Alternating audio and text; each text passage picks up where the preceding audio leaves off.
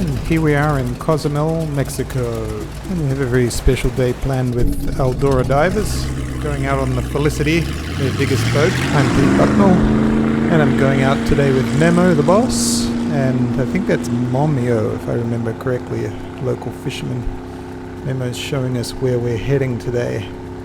We're going to eat some ceviche later and see some sharks, but first, the lagoon.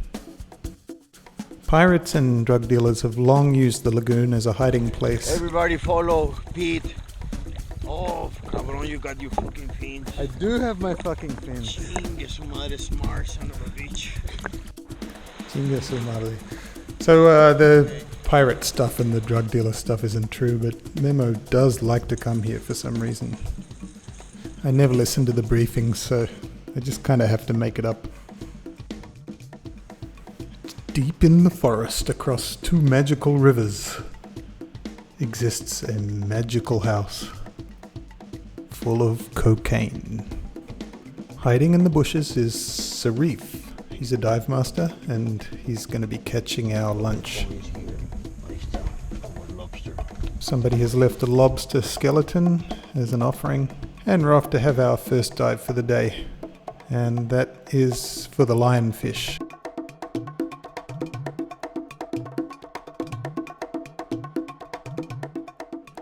This young lady's having an early lunch. You can tell it's a female because there's no Adam's apple. That's the test, right? The reason I bring it up is because Sarif once woke up with a beautiful woman who had an Adam's apple. Here's lunch, a bunch of lionfish.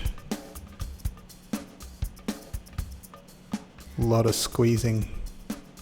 He's a good squeezer. Next stop, the sleeping sharks.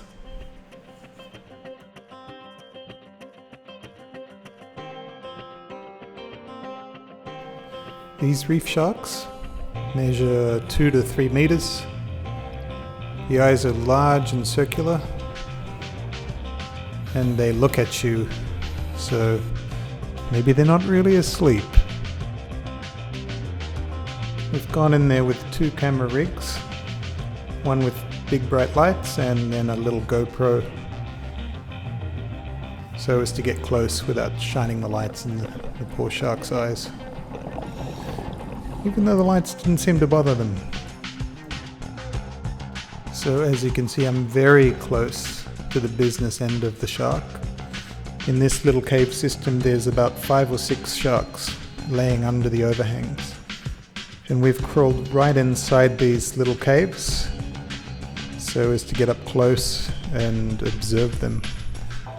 It is a little bit nerve-wracking, especially being at the teeth end of the shark, because there's not really anywhere for the shark to go except straight through you if you disturb it too much.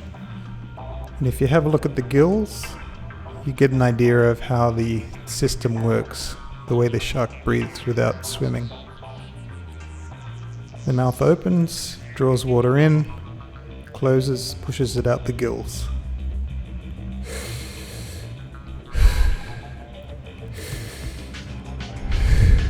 What are you wearing? Let's go down the other business end of the shark, have a look at the fins, scratches. Maybe that means it's a female. We'll check for an Adam's apple.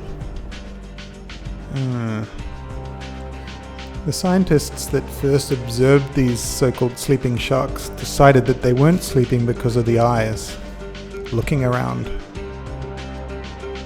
But it is interesting to note that even with the racket that we were making with all the bubbles and the lights and moving around, these sharks are quite still and undisturbed by our presence.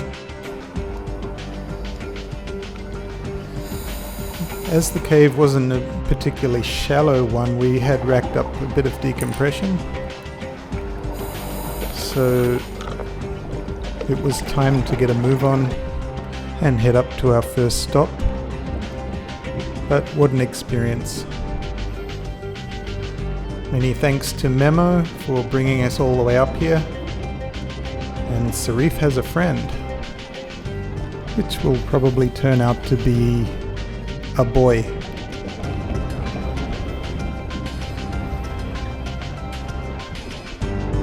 I'm Pete Bucknell. When you dive Cozumel, dive with Eldora divers. They will look after you. Thanks for watching. Hope to see you underwater.